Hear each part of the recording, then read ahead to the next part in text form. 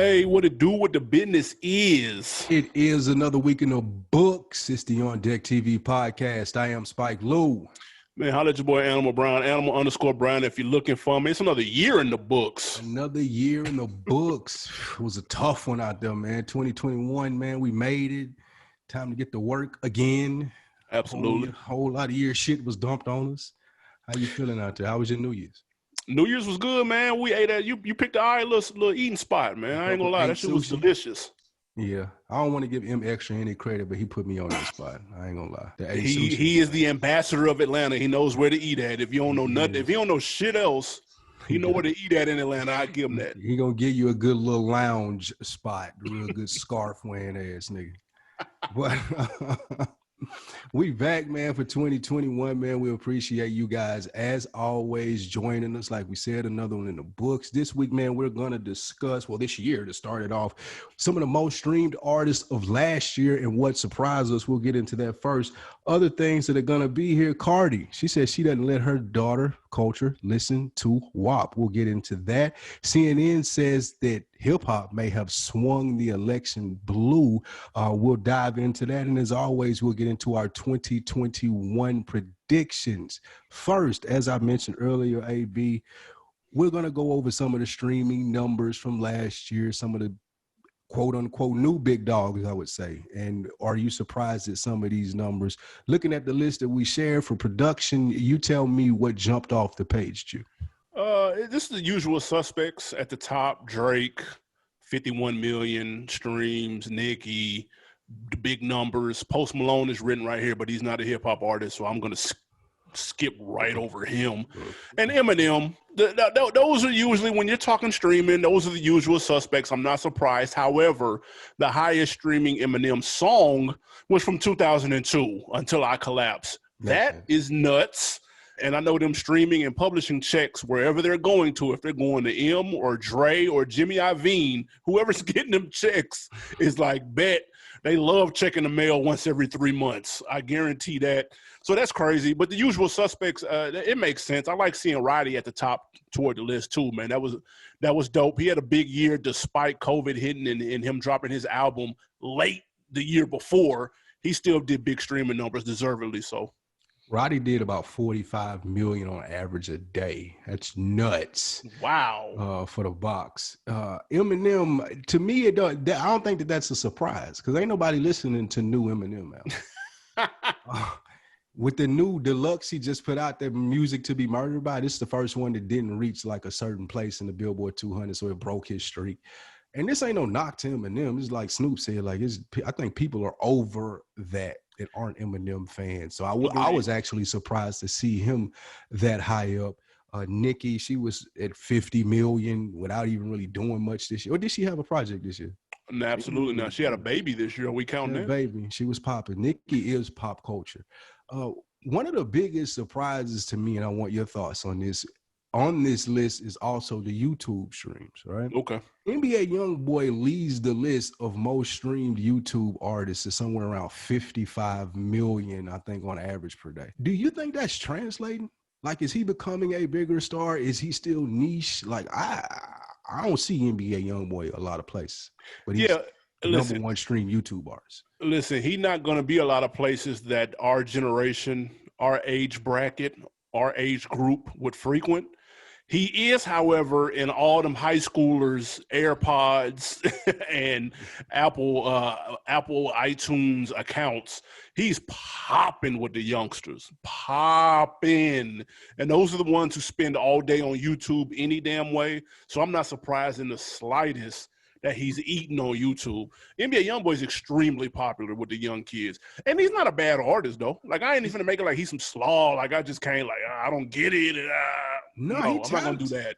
I just wonder, like, is he like a star, though? Or is he like a slept-on guy? Like, where would you place him based off these numbers? He hasn't crossed over, so I can't give him star status.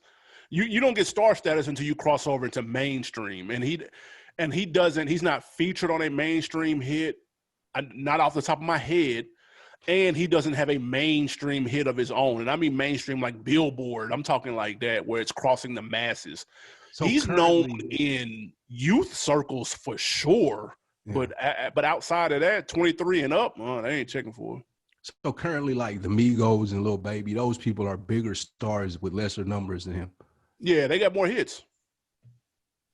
They have hits. NBA Youngboy ain't got no Bad and Bougie.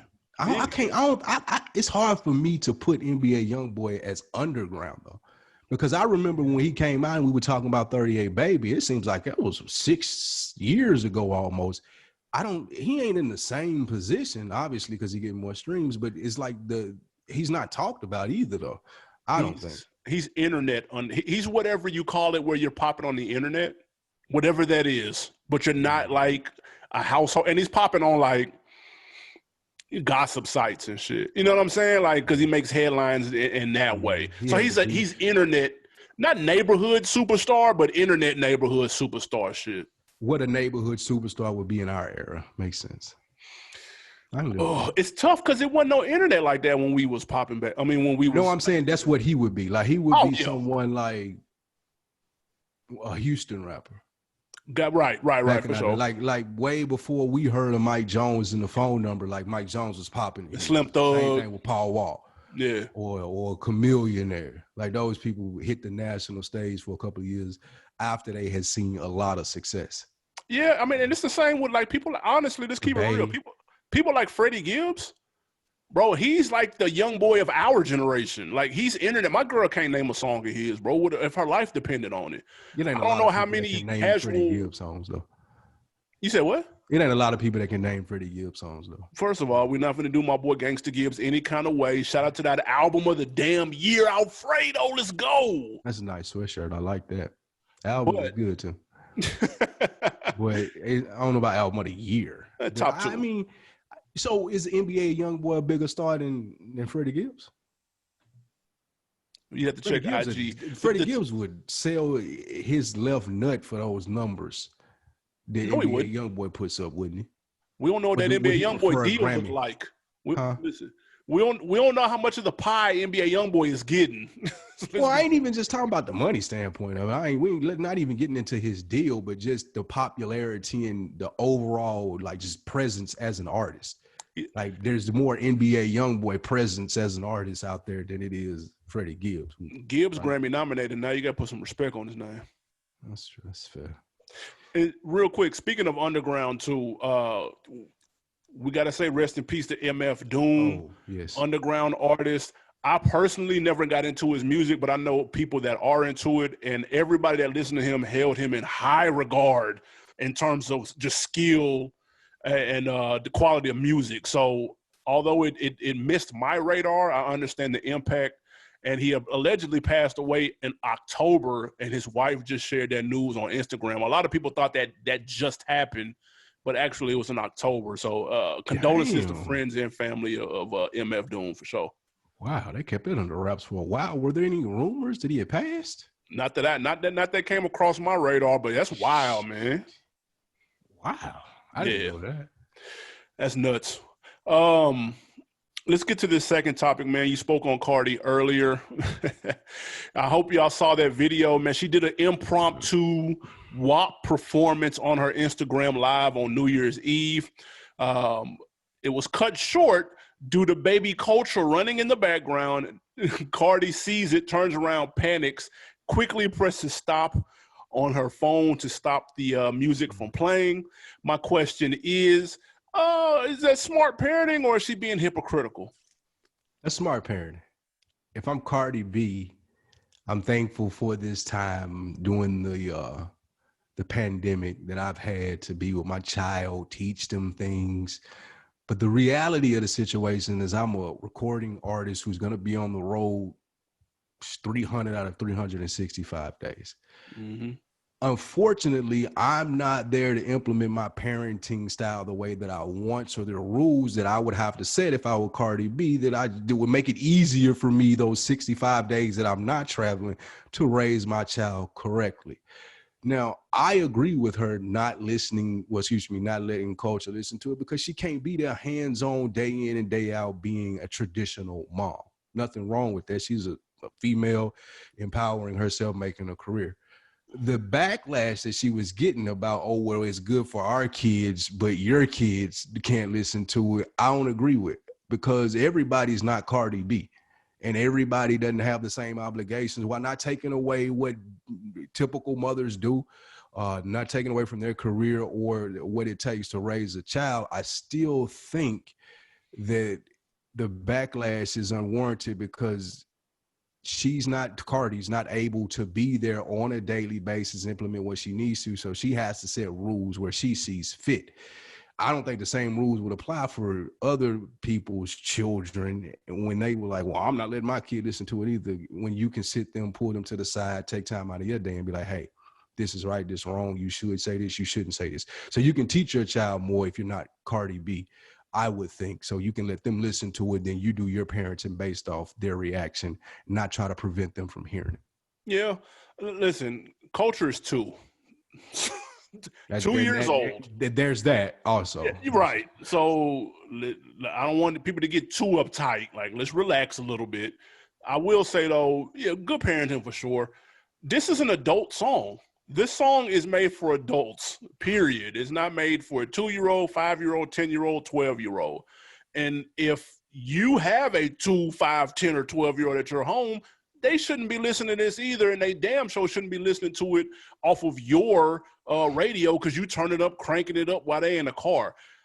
Now, a lot of people will say they know their kids, and they know they've had that talk, and they know when they're ready to hear stuff like that. We laugh about this all the time. I ordered those 13 CDs from Columbia House when I was 13 years old. My mom intercepted that doggy style package and was like, no, sir, you're not ready for that. And I probably wouldn't. And so she gave it to me about 2 or 3 years later when my mind was a little bit more mature and could understand what's going on. So you also know your own kid. I don't know anybody that's ready at 2. If you are, you're a damn genius to comprehend all that shit that's going on. But again, this is coming from somebody with no kids. That is I. So maybe it's a different story, but that's just what I've heard from parents in terms of how they treat, explicit content, whether that's movies, music, TV. It's just, when your kid ready, and ain't nobody ready at 2. Yeah, there ain't nobody ready at 2. I agree with you there. But kids are really impressionable at that age. And you probably, I don't have kids either. So I am like, we're not preaching to the choir here. We're just speaking unobjectively. For sure. It's hard to say what you would or don't do because you are in your every day-to-day thing like you do being an adult. And sometimes you may forget, I assume that what it's saying, like it may be second nature for you, but you forget that you got a little one riding in the back. So I won't hold nobody for saying, well, if they play it around their kids, like just second nature or whatnot, but you should be there to tell them, hey, this is appropriate here. This is not appropriate here. This is, like you said, a song. This isn't Baby Shark. You shouldn't go around singing this. So if you're able to do that and apply your parenting to it, then I don't have a problem of kids of any age listening to it, as long, like I said, as you're able to apply parenting to it.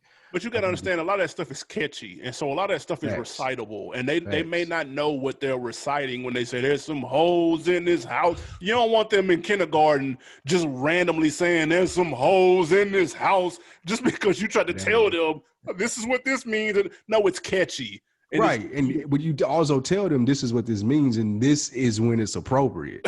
Like you don't walk in first period or fucking when y'all reading the Star Spangled Banner talking about there's some hoes in this house. Like, you got to let your child know that if they're gonna be listening to it in the backseat. Did you see the video though? I didn't. I didn't see the video. Hey man, what that look Cardi got right there? Mm-hmm. She need to keep that. Hold on to that.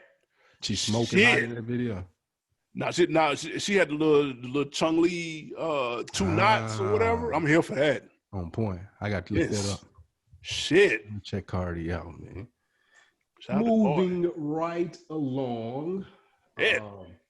Hold on. It wasn't that serious. I don't believe that. Moving right along, man. If you're following the election, you know there's one more stage to go, especially if you're in Atlanta. I know you've seen those commercials, man. Raphael Warnock, John Ossoff, Kelly Warfner, and Perdue are running for the Senate seats in Georgia. CNN put out a report, and they were talking about how hip-hop, Killer Mike, T.I., Migos, Jermaine Dupri, Big Boy, the list goes on, how they help switch the state blue. My question to you, you think that they're getting enough credit for this, not enough credit for this, or the credit's right on par for what they've done? First of all, pretty good article. Shout Great out article. to Great article. Elliot McLaughlin. They wolf ticked these on that podcast, though. That podcast don't exist that they mentioned in that article. Oh, wow. That pod called Quest or something like that. Yeah. Man, I looked that up. It wasn't on iTunes, so I say that. Okay. Maybe it's super dope article. They had me on the opening line. The opening line says, "Welcome to Atlanta with the players' politic." I like that. That was slick. That is. I think they gave them just enough credit.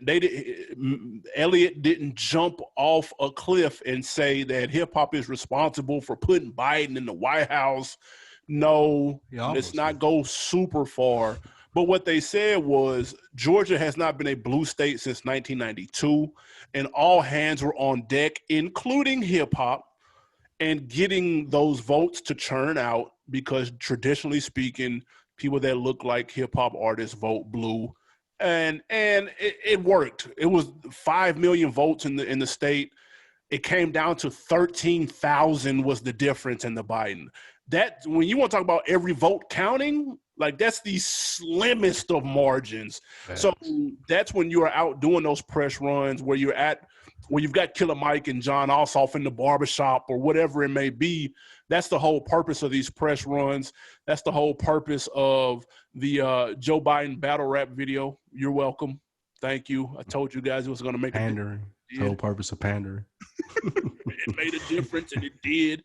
But no, it gave them enough credit, and it's good to see hip-hop being involved. I just hope that the momentum keeps up for the local elections, which it has here locally. But we'll see what this looks like a year or two from now, man, and hopefully it's not – people just didn't do it because it was cool and they wanted to get Trump out and they were bored because they've been in the house all year. Hopefully the momentum keeps up and they educate themselves more and not just, take a check to say go vote for XYZ.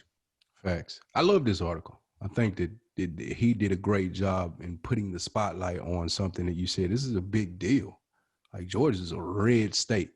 People always think that, well, not always think, but you hear a lot of people think that Georgia's black people because of Atlanta. It's right. Not. Like we know outside of Atlanta, you get to a different landscape. It gets tricky. Absolutely. And I'm on a national level, I don't think that these guys or the hip hop as a whole has gotten enough credit. During the election, during the George Floyd situation, we seen Killer Mike, we seen T.I. standing next to Keisha Lance Bottoms, the mayor of Atlanta. And we've seen the different during the campaign. We've seen that. Yep. I would like to see some post-interview stuff from, like we said, we had Migos going feeding people at the polls. You had 2 Chainz. 2 Chainz teaching felons on their rights to vote after being a felon.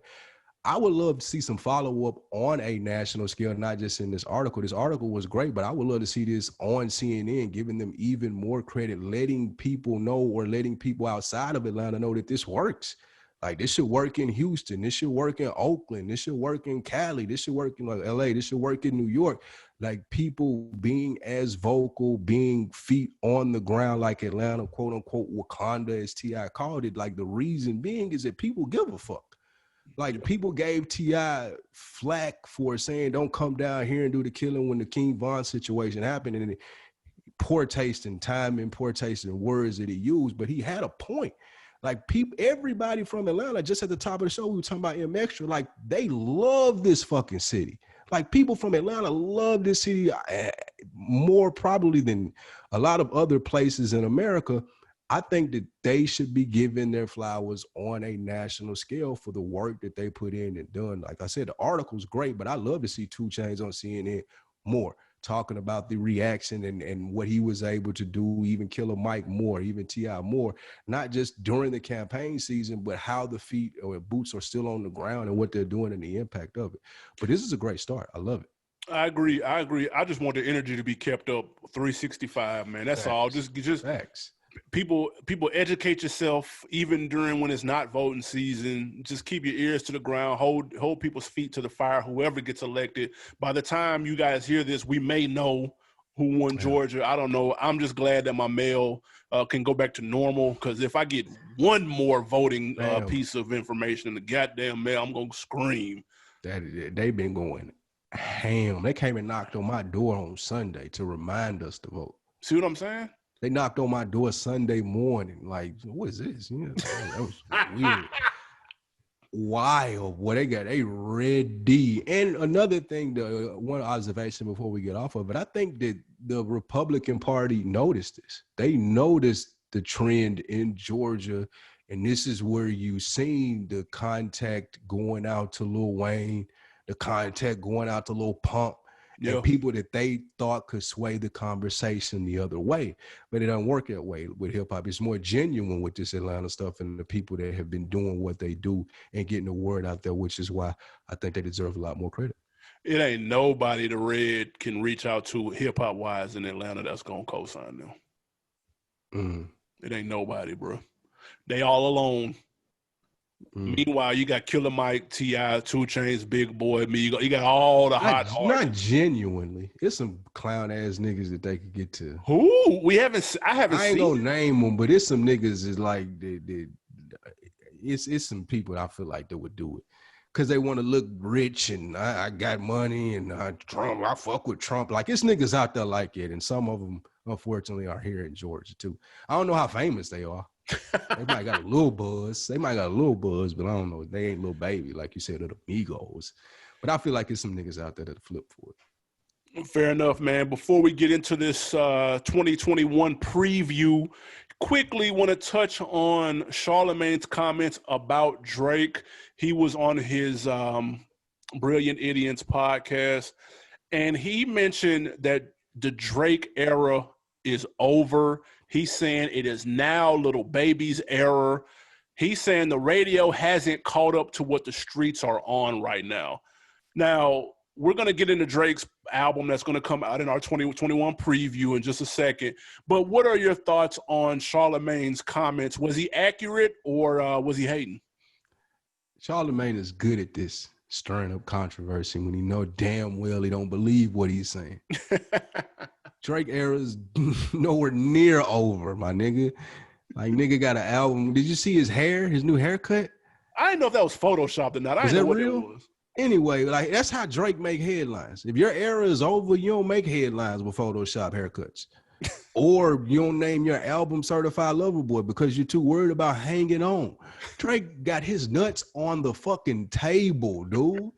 And Charlamagne, not to realize that is tone deaf. Like the streets do fuck with Lil Baby. That is a fact. 100%. People that listen to this podcast know I love Lil Baby. The first time I saw him on Breakfast Club, I said it.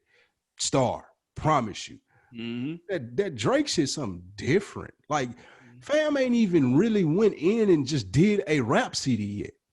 Like, nigga can't tell me Drake era is over when he still ain't just got and this ain't a knock, but he hasn't even had to do it. Like, he still ain't got like a 12, 13, just I'm barring a nigga up album. Or he could do an R&B album. Like, he could flat out just, I'm singing on this one. And it's going to make waves and people are going to talk about it for about a year. If it's really bad or it's really good or somewhere average in the middle, it's Drake and he put a whole R&B album out. Like, people are going to talk about it, especially because I know he's did it with the double CD and the one is off, but I'm talking about like a dolo, like I'm straight in my R&B bag or I'm straight in my rap bag. He got so many lanes that he could go down. He's so talented. Like, I think Drake era is going to be over when he says it's over. Until he come out and be like, I'm through, my era's done. He ain't gonna be one of those rappers just hanging on and still trying to be famous, bro. Like, he got too much talent. Yeah, listen, when I first heard this, of course, you know, I'm not standing for no Drake slander. I don't care who it's coming from. That's first and foremost. But I understand why someone would think this, because if you believe that rap trends move in decades, we're coming into a new decade. Drake came out he caught fire in 2009, 2010. So we're now 10 years into that. If you believe that trends move in 10-year spans in hip hop, then I could see why someone would think now there's a new movement ushering in. People used to come out and sound like Drake 4, 5, 6 years ago. Now new niggas is coming out trying to sound like Lil Baby and them. So I understand why someone would say that. With all that being said, Charlamagne has a really weird relationship with Drake. Like, he's slick. Sometimes he hating on him, then he give him props, then he hates on him again. Like, I don't know what's going on between them two. It's low-key weird, but Drake's era is not over. I think he's one of those transcending artists like how Jay was. Like, Jay's era was never really quote-unquote over.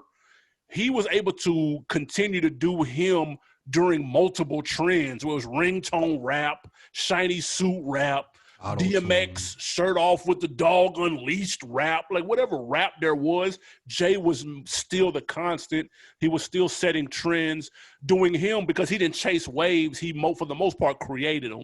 Drake, in my opinion, is in the same bag. He doesn't chase waves. He creates them, and he keeps his ear to the street because he always taps in with the young crowd. You'll see Drake will do 2 or 3 songs this year with somebody you never heard of. Like, it's just like that's how he remains relevant with those quote unquote streets that Charlamagne is talking about. It's not just radio. So he's got that part wrong.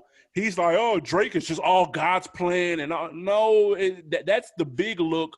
But he'll still tap in and give the assist with somebody on the up and coming tip and remain relevant like that. That's 48 Laws of Power, man. We all know that. True. I disagree with what you're saying that even it coming too close to an end. Like, I don't think that Drake is transcendent. I do agree with that part of right. I was trying to say. But you see how you're not, remember when Drake was, I say maybe 2015, it was, if you're a new rapper, you better be able to rap and sing. Like, you have to do that now.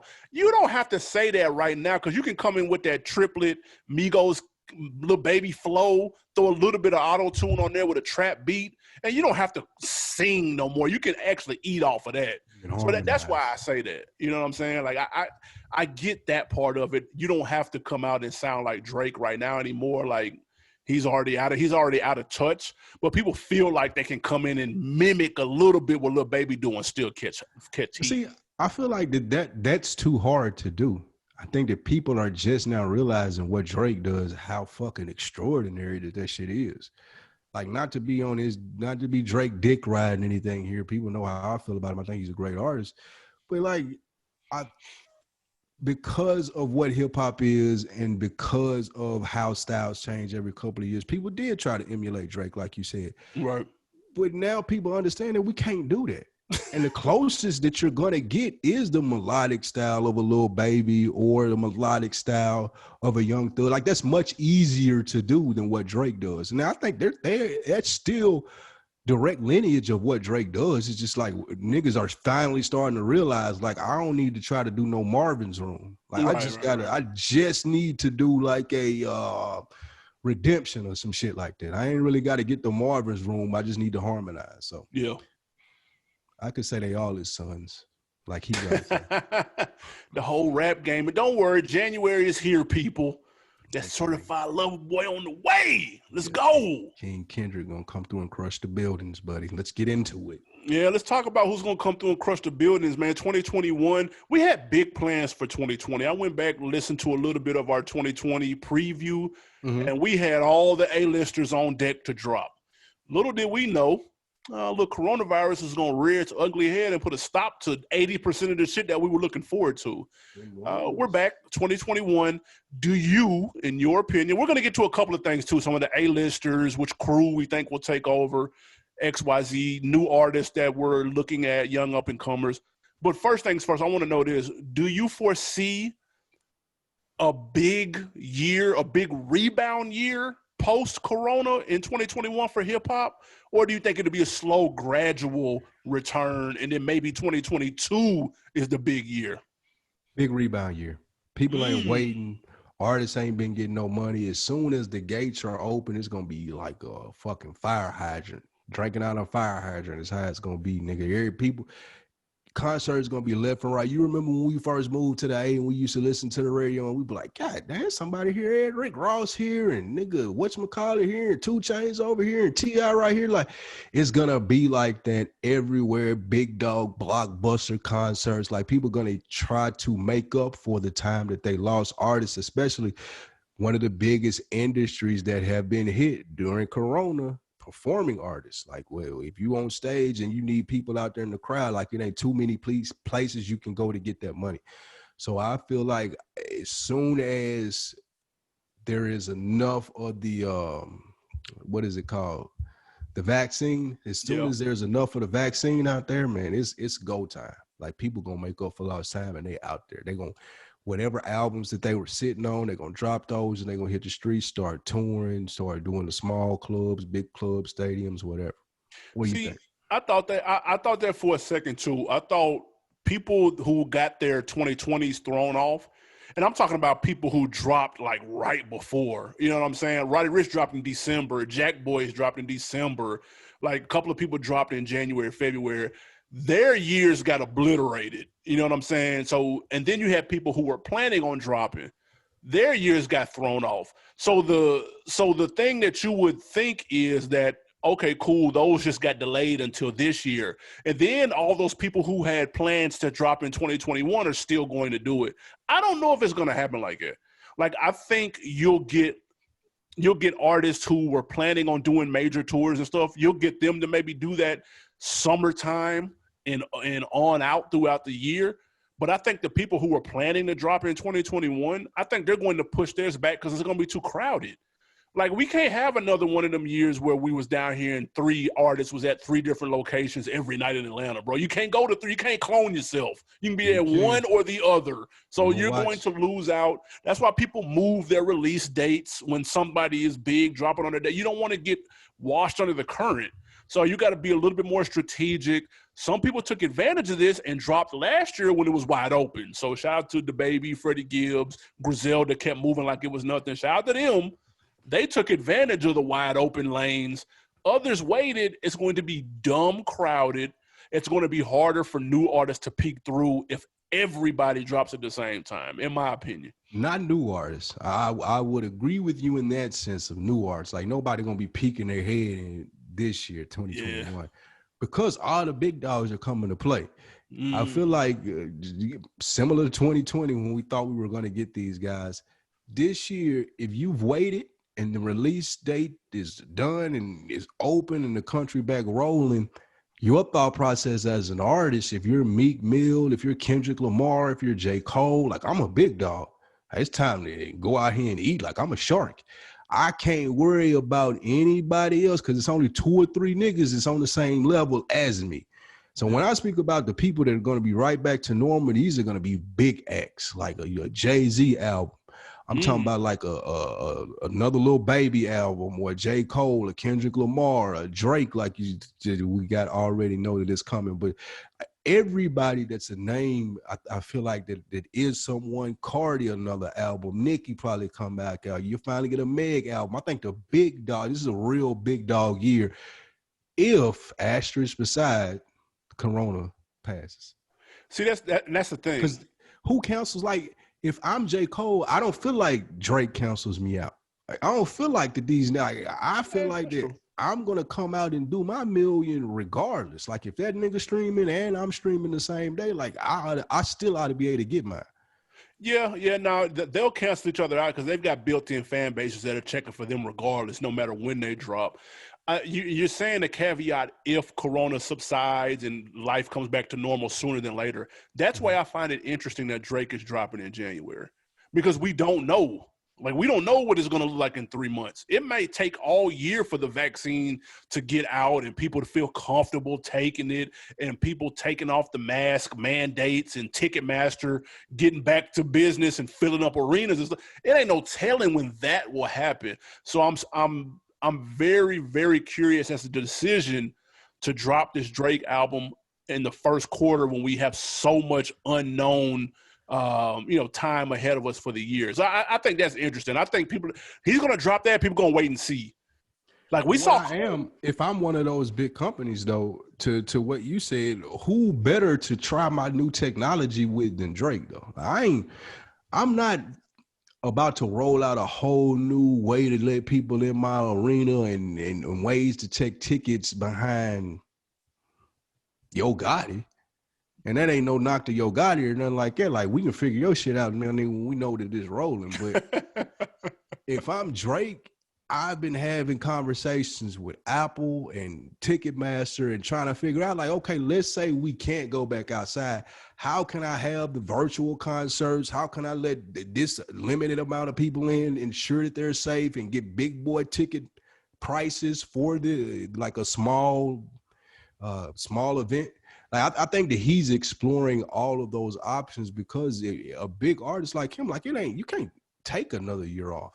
Like, the Dark Lane demo tapes and all of that stuff was keeping him afloat. And I ain't saying from a financial standpoint. Right. I'm just talking about from an impact standpoint. Like, 2 years silent in his prime like this, I feel like Drake was like, nah, like, we gonna figure the shit out. And once he figures it out, everybody will fall in line from it, whether it be us being back outside or using the game plan that he took, having conversations with Apple and conversations with Spotify on how to get the music or the tour money without being on tour. And before we move on to the next artist, Drake is probably one of the best at being relevant but not oversaturating himself. Like, he was relevant this year without even dropping a real project. Like, the Dark Lane demo tapes was cool. Like, that was like some B-side throwaways, but they still sounded good. And he had the 2 joints on Khaled album, that didn't come out, the 2 singles. And then he had the single with Dirt, to close out the year. Like, nice, spaced out, not too much, not in your face, not I'm everywhere, not put me in every commercial and every ad when you click on YouTube. Like, but just present though, but not in your face, but not forgotten about. He's kind of mastered that space right there. So I'm curious to see, again, what type of impact the album is going to have. This Cole teased out his next couple of projects on Instagram. He had the Fall Off era. If y'all didn't see it, Real Cole World is his IG, of course. And he had the Fall Off era, and then he had features, Revenge of the Dreamers 3, The Off Season, It's a Boy, and The Fall Off. And he had the caption, I still got some goals I got to check off before I scram. And he had features checked off and Revenge of the Dreamers 3 checked off. So the off season is next, whatever that means. I have no idea what that is. People think these are projects. It's a Boy could be a kid that he has on the way. I don't know. And then the Fall Off was the album that, we knew was coming to begin with. What does Cole do with this year? You think these are all 3 J. Cole projects? I could see it. I could see him dropping 3 projects, especially, like I said, once somebody dips their toe in the water and figures out a way to get bread without touring, if that needs to be the case. I'm kind of over the cryptic rollout. I don't think J. Cole needs to do this no more. Like, bro, like, just drop that day like you did before or a week before. Like, I don't need to read your vision board, bro. I ain't gonna, and I fuck with J. Cole, but I don't need to be trying to figure out. And it's been a very unique way that he's marketed his album since 2014 Forest Hills Drive. Yep. It's been similar to stuff like this. I love that. But we 6 years in past that now, and it's like, bro, like, the cryptic stuff behind it, the teasing you with I'm gonna retire. Like, J. Cole gonna be rapping for another 20 years. I promise you that. I promise you that. And I just think he better than, like, I just think that it's time for the marketing team to do something else. Because, I mean, it may excite people that are going to go to the Dollar and the Dream tour, and those people that you already mentioned, those J. Cole fans, like, they love this. Like, people are going, like, the J. Cole fans that I know are going crazy. And that's who it's for. That's who it's for. But isn't he a bigger artist now? Like, don't you gotta capture more people than this shit? No, like, that's what makes Cole dope, because he is an A-lister, but he does things like an underground artist. He still does the Dollar and a Dream tour. Hey, Drake not doing no Dollar tour. You know what I'm saying? Like he still talks to his core fan base. That's what makes him different than a lot of other rappers. So I see him doing this and only speaking to them and only caring about what they think. You know what I'm saying? Like he still moves like a circuit. I guess that's my problem with it though. Is that core J. Cole fan? Do you lose like that core J. Cole fan has grown up with him over the years? Like that person ain't got time to fucking put these clues and shit together at this point in their life now. They just want good J. Cole music, bro. Tell me when it's coming out. Tell me when I can get it, and I'll get it. I don't want to fucking put together Morris Cole, dude. Like. I feel like most of his fans at this stage in their life are like that now. Like he ain't got the college kids no more. Those niggas have grown up with him. They respect still what he do, but they ain't trying to go through the motions no more with you, my nigga. Yeah. Couple of A-listers that are on deck to drop. Cardi B is supposed to come out with her Tiger Woods album. I don't know if she's gonna keep that album title. Where'd it come from? I don't know. I have no idea. I think that's hilarious. Yeah, Tiger Woods. Whatever reason that it is. That's supposed to drop. You know what I'm saying? I feel like she has to drop before people forget that she raps. She was going through that thing with her manager. That's been handled now. They didn't want to. She didn't want to drop any music and then be responsible for paying for that music later or paying the manager back shit. So they wanted to get that figured out. But she should be good to go now. Yeah, Nicki's. I don't know if Nicki's retired or not. I don't know. Who knows? Dropping this year. The baby gone. She ready. I think you get Nicki, Meg, Cardi, and City Girls all this year. Meg just dropped last year though. That wasn't a real deal album. Yeah, it was. That was Good News was an album. Good News was that was. Yeah, she needed a redo. And she had a hit. Yada. Well, you got to follow that up. Meg ain't taking a year off, I don't think. Especially if shit open back up. Like, you want to talk about forget with everything that happened around her career this year. You want a year focusing on music. That's true. So I feel like she hitting it. She dropping. There are rumors that we're getting a posthumous Nipsey Hussle album. Are you hurt? Do you want to hear that? I do. Because I feel like Nipsey still had a lot to say. And being that when he was, my most enjoyable part of an album from Nipsey would have been the promo run. Him doing different podcasts. So that's where it's going to be rough. Him not having the voice to speak behind the album. But I would still like to hear what he had to say musically. I think that he has some. Well, I'm sure that there's some good stuff, and then I'm sure that they're gonna put some sauce on it to make it sound great. But yeah, man, I want some new Nipsey, especially since we just got the one, like the victory lap. I know it was Mailbox Money and Crenshaw and a lot of other stuff out there, but the victory lap was that was it. I feel like you need to follow up to that. You can't just leave it at that, man. But it just, first of all, whatever gets put out is gonna be compared to that. You know what I'm saying? And these posthumous albums normally don't work because they're half done. They got to get features from people that he probably wouldn't have fucked with to begin with. Like and it's stuff that he probably didn't want people to hear. They're just putting it out because they have it. And that's, bro, when you put an album without the artist's vision, man, it normally a lot of times don't sound good, man. That Bankroll Fresh didn't sound good, in my opinion. A lot of Tupac stuff, bro, the Biggie shit was whack. Like it just, the Biggie duets. Did you like Biggie duets? Absolutely not. But a lot of that stuff was old verses, though. I'm talking about the Born Again. Shit. When he had the third Biggie album, when he had like Cash Money and all them on it, even though the Cash Money song was hard. That was mine. Let me ask you that album was trash. Who would you trust to do this album? Like, who would you want to executive produce? I don't think nobody can, bro. If Nipsey has, I don't believe that. If Nipsey has 17 unfinished songs. I have an obvious. Those are good. They're what? How many of them are good? Like I don't care who touches it. Like if because that's what happens. First off, you don't. No, I don't want 17. No, I'm just saying. No, I'm saying you take the best of what's left. Mm-hmm. Is that enough to give me a good project? I don't care who's executive producing. You can't redo the bars. You can't bro. It's like redo the bars, but you can make the music more impactful. Like you can add stuff to it. You can put the correct features on there.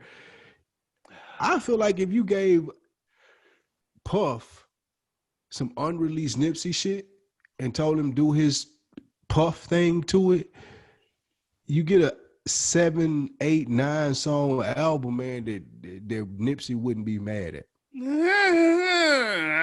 I ain't giving it to just anybody. I would let Puff do his thing with it, and I'll see where that goes. As long as that nigga don't try to put like Total on there or some shit.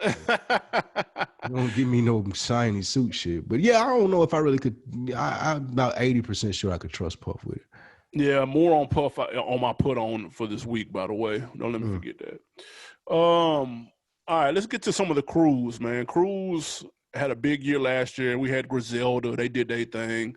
Then we had MMG. They're on deck to have a big year. TDE was relatively quiet. They're on deck to have a big year. QC, obviously, to go, the usual suspects when it comes to the clicks. Who do you see having a big 2021 out of those or anybody? TDE's going to have a big year. They only had one drop this year. I firmly believe if there ever was going to be a year that you might get an album from everybody, then maybe this year. Because all of them have had their chance, and it's like their little 2-year cycle thing to take their time off and drop. Oh. So you can get it very much so an Absol, Schoolboy, Kendrick Lamar, and J-Rock album this year. If I was CD, that's what I'd go for. Ain't no way. Let's flood the streets. Like it's a drought. It's a panoramic outside. so as soon as the panoramic is over, I think that if I'm top dog, if I'm punching, I would try something like it. I'd pull a Kanye, spread it out maybe a couple weeks, 1 or 2 months, 1 or 2 months, and I'm hitting y'all. I'm making y'all remember what TDE do. With that being said, that's a pipe dream. I hope it happens. Clearly. One of the more underdog clicks, surprising, and that's not on this list, I'm going to say Yo Gotti, man, and his Cocaine Music Group. 42 Doug, Moneybag Yo. I just came across this new dude that he signed from Louisville, Kentucky. That sounds like he's pretty strong. But I think that he has a group of guys on the scene, and it's another dude named Young Migo or some shit like that too. Like Yo Gotti reporter gave him $500,000 to sign. He from I can't even remember where he from. Yeah, you look him up. He shakes Instagram. I couldn't believe it. Young Migo, 500,000 followers, dude.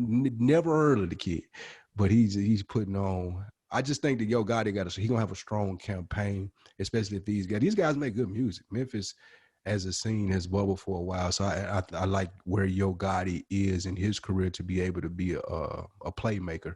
So I think that he gonna put the right plays together for somebody like a Moneybag Yo this year. Black Youngster, I forgot to mention. I may not be a fan of his music, but he's very popular.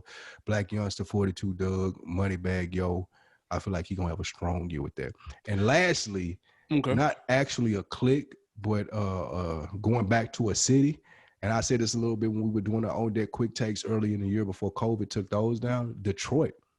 Like, I was talking to Chris Platt. Most of my artists, most of my albums from my top 10, they were from Detroit. My honorable mentions, like I know at least with Payroll, Peasy, 42 Doug, Royce, Bodie James, just off the top of my head, T Grizzly. Like, I fucked with all of their albums this year. Yeah, all of them put out good music, and I just think that Detroit gonna continue to get stronger. You'll see a strong outing from that city as a whole. So I look forward to that. I can respect that. If I had to go camp, I think Griselda doesn't. I don't think they don't ease up.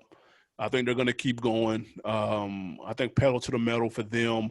Also, I think QC has a bounce back year. And I'm not saying bounce back in terms of like they fell off, because they still did their thing. Lil Baby still made waves, but he was the one that was holding the flag. Migos took the year off. Yachty, I don't know what he got going on. Some of the new kids on the QC block, Duke Deuce, he fell back just slightly. I think they're prepping for a big year for him. City Girls. They've even got the little R&B chick, the Leighton Green chick, who is on YFN Lucci new single that's banging. Like, I think they have a nice, well-rounded roster. They need another I'm not gonna say a face because I feel like they've got Migos and Lil Baby as the quote unquote faces, with strong supporting cast. I just think they need another supporting cast member. And I think QC will be popping. Who? It's gonna be Rollo Rodriguez. Remember, I said it. You heard of him?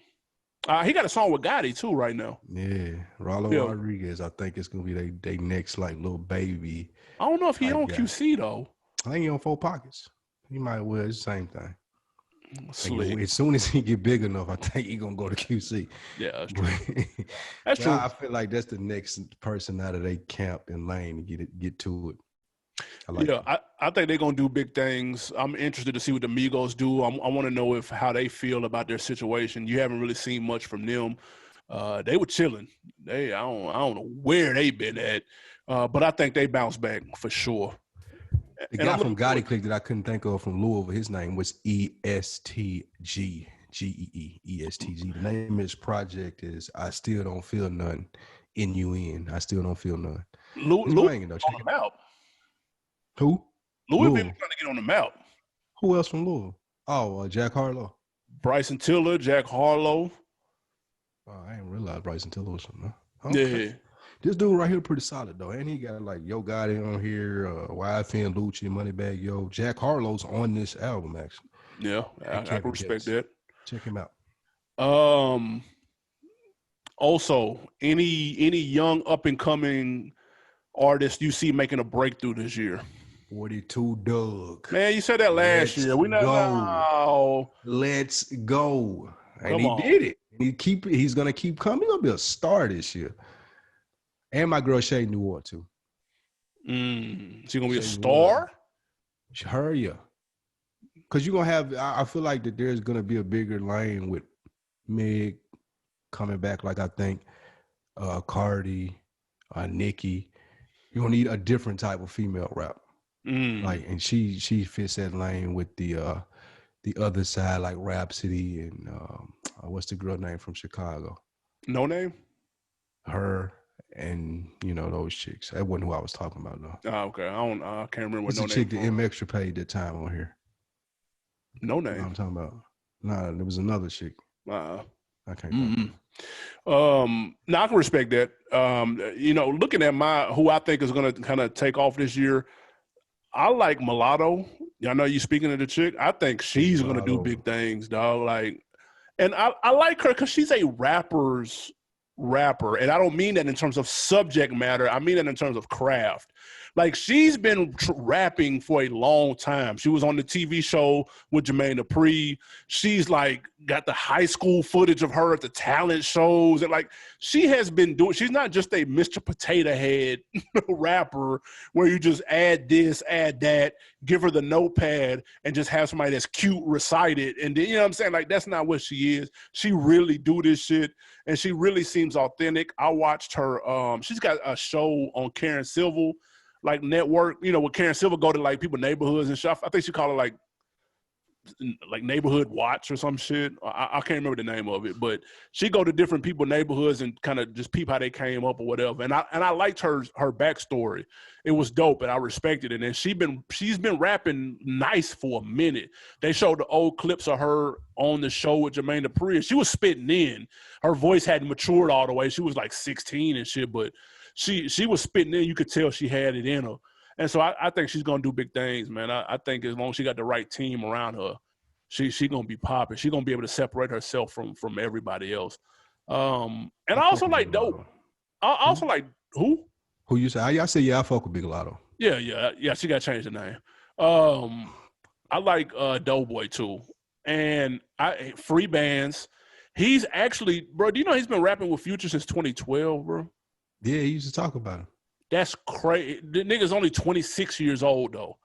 So, like, I think, and he had 2 tapes last year. He had one with Southside, which was banging, and then he had one with DJ Esco, which was banging. I think that, and he's on Epic or whatever, signed through Free Bands. I think he has a nice come up this year. He's long overdue. And plus his birthday is the day before mine. It's on my mama's birthday. So, Aries gang, we in this motherfucker. So he's a weirdo like you then. So I like him. I like Doughboy Cash Out, man. I would look forward to seeing what he does as far as his sound too. I definitely fuck with him. Definitely looking into that. Any early MVPs? Way too early MVP predictions? Yeah, Kendrick Lamar. Nah. Kendrick You're not Lamar gonna do enough. He gonna recertify himself as the best rapper in the game. He gonna You're not take gonna that do enough. certified lover boy and piss on it. He gonna make himself known out here. He gonna use that certified lover boy as a pissing, as a toilet, as a commode. Is what it's gonna be to Kendrick when he drops this year. That he's gonna lead the TDE charge. He's gonna be the first one out the gate and probably the best album out the click. Everybody's gonna drop. That's my MVP for this year, Kendrick Lamar. Who you got? Are we sure Kendrick knows how to rap still? Cause if you ain't sure, you're gonna find out. You're gonna find out this year, buddy. All of those sneak disses that you've had, he probably been listening to you. Just like he probably been listening to you. He gonna have an Animal Brown diss in there. You're gonna get famous and we're gonna go from there, but he definitely gonna flame you up. You're gonna realize how good he can rap when they drop. Shout out Kendrick. I'm staying out of your way, King Kenny. I'm gonna go. If it's way too early MVP prediction, I'm gonna go Travis Scott. I think he bounces back musically this year. Oh man, you're going out on a limb. He didn't have it. He won the MVP. He didn't put nothing out last year. That's what I'm saying. You took somebody that took a year off. That's an A-lister. I'm taking an A-lister that took a year off. Was endorsed by the biggest companies in America last year. Of course, he's gonna have a great fucking year, dude. That's not true. McDonald's, Michael Jordan, Nintendo, PlayStation. If those people have anything to say about it, Travis Scott is gonna have a huge fucking year next year. It doesn't listen. Right. It doesn't matter if the music doesn't match up. And a lot of people are anxious to see how he follows up Astroworld. Because you still got to follow up with the music, bro. People are on pins and needles waiting on it. They're also waiting on you to fail and flop.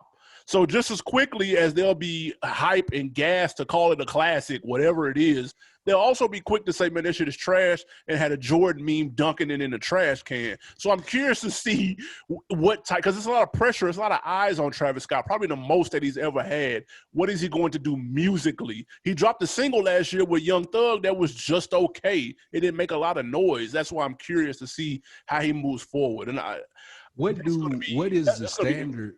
What is the standard that people hold a non-traditional rapper to, though? Like the bars ain't gonna have to be like. No, it's gotta be good music. You gotta like, be. What are people gonna worry? Like the hooks? Like, I don't get it. Like, all he gonna have to do, I guess what I'm saying is, all he gonna have to do is drop. It'll go over our heads if we're old and it ain't as universal as Astroworld. But I feel like, just like you said with J. Cole, the people that fuck with him, that nigga could do anything short of the Pootie Tang on a track. And it's gonna go. Like yeah. He has.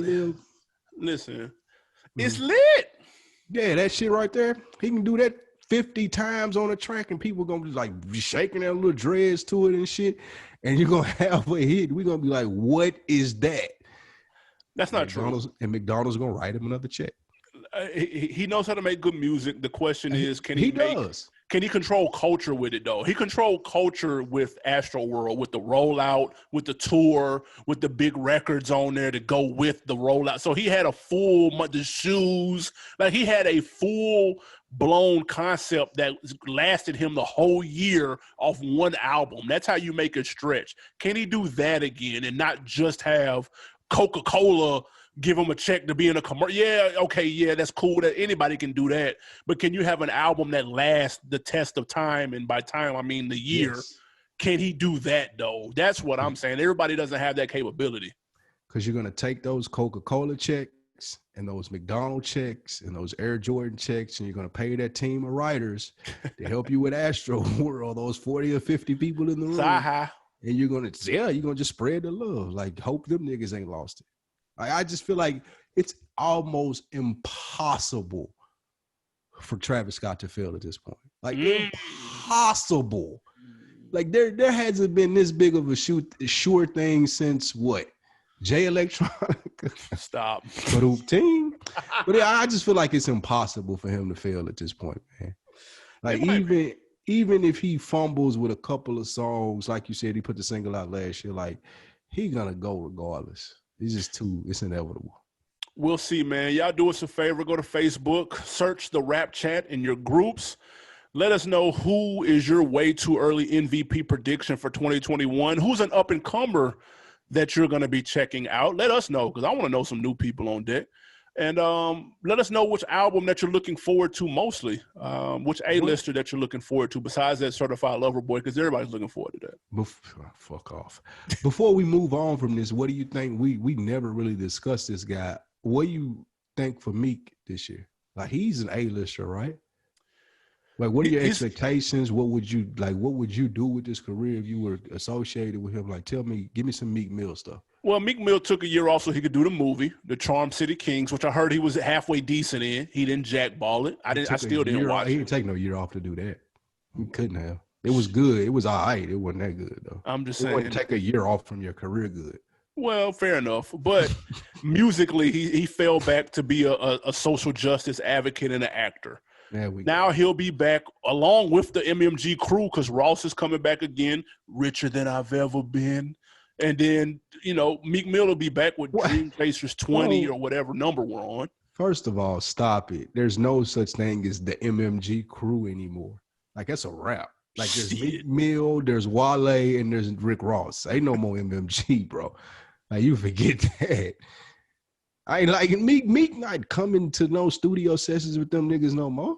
It's quarantine, man. Wale. Like, Wale not doing that. Wale not pulling up with Ross and Meek. Like, I ain't even sending y'all niggas no verse. Good luck. No, I can peep how Wale swag is right now. He ain't fucking with them niggas at all. Not even just on no beef shit, but just like from a creative standpoint. Like, that's fair. Them niggas will do good to get 2 Wale features. Damn. New MMG. In that case, Meek will drop. He dropped a little 4-piece, the little EP that one nothing on the mic. Trash can that, recycle bin that shit. He need to drop some real shit, because I like Meek. He make good music. So I'm looking forward to what he do too. That 4-piece wasn't nothing though. That 4-piece wasn't nothing. I'm still on the fence about Meek being an A-lister. I feel like that he needs to solidify himself this year. I mean, I don't give a fuck. I'm sure he doesn't give a fuck what I think. But just from a musical standpoint, I just feel like that he kind of been mailing it in. Like, that 4-pack was just, I'm going to throw this out here because I'm Meek Mill. Like, yeah, that wasn't nothing. I like some of the stuff that Meek Mill does too, especially when getting like that 1942 flows back. Like, when he do that, oodles and noodles, baby, shit like that. I love it. Doing more of that, I'm not sure if he's there where in his career now where you want to do that, want to put out hits, but I need a big year from Meek Mill to solidify where he is or where he's regarded in the game. Keep your ears peeled to Clubhouse. You'll hear what he got going on. I ain't never been in. I gotta stay out of the Meek Mill rooms. He be snapping. I frequent the 21 Savage rooms a lot, but not Meek Mill's. What's the we got some wins and some losses. We do, man. We got wins and losses. The first win that we have, a big W goes out to Casanova. Casanova had a homeboy who's very concerned about his well-being and him getting out of jail.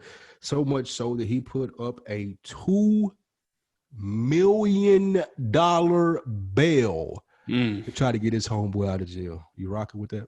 Absolutely, man. Listen, real people do real things. I think it was slick like 2.5. Like, it was crazy number. He's clearly got friends in high places, so salute to Casanova's friend. Now, that's real shit. I fuck with that.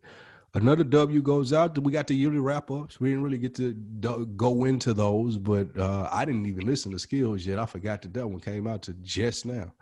But I did listen to Uncle Murder's. Uncle Murder gave us a great 13 minutes of entertainment. The beats were fire. That's a W, but the L came at the end when he announced that this is his last year doing the wrap-up. Yeah, and this was probably his best wrap-up, and I thought last year was his best one because he was ripping there too, and the beat was fire. He's got a nice lane with the soul, with the throwback soul samples that he does on these wrap-ups. And respectively being disrespectful to people. That's fine. He's got a nice lane. I think he said he was gonna quit. Like, he said that before though. So what else do we know Uncle Murder for, bro? He's got to keep doing this. And the Skills, I watched. Skills did a video. I give him props because he tried to switch it up. It's on IG. He did a video to his showing all the stuff that happened in the year, but it's some slaw, like the beat trash. Wow, man, what kind of beat he on? He's some boom bap beat shit. Yeah, it's some bullshit bap beats, nigga. It's Man. garbage. That's why I ain't heard it. So it ain't. Is it on DSPs? I don't know. That's a good question. I don't know. I watched half of the video. I didn't even finish it, bro. I watched half of it on IG. Who's advising this nigga on his career? Oh, let's put the rap up on Instagram this year. Like, bro, drop the fucking song. Slaw, man. Let's let down. I don't even. Who follows Skills on Instagram, dude? No one. That's who. How people supposed to see that shit? A W also goes out to Sway Lee, man. Sway Lee and Mike Will made it out of a car crash. Damn, I fucked that up. Boom-ting. Tried. Yeah, they pretty awful wreck happened for them over the weekend, man. So we're glad that they're okay. Yo, that whip looked crazy. Man. Like, I don't know what. Thank man, boy. Eesh. Car wrecks are listen, car wrecks are scary, dude, especially high-speed joints where it looked like they was, because the whole front end was donezo. Yeah, like, it could be over for you in a Reynolds wrap, dude. So, shout out to them. They walked away with, I was going to say without a scratch, but they was definitely scratched up. But that shit was awful. They walked away. That's all that really matters. So, triple salute to them. Yeah, man. Shout out to them. We've got On Decker of the Week. Okay. This one comes from iTunes.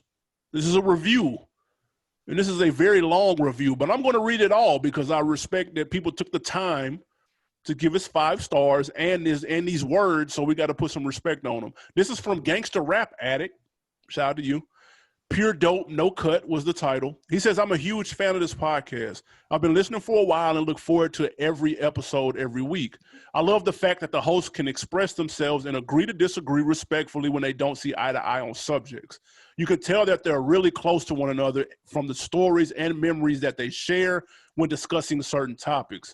They've taken me down memory lane multiple times, despite that I may be much younger than them. I feel like I grew up during the same era as them, despite that they may have some years on me. I remember the majority of the events that they reminisce about.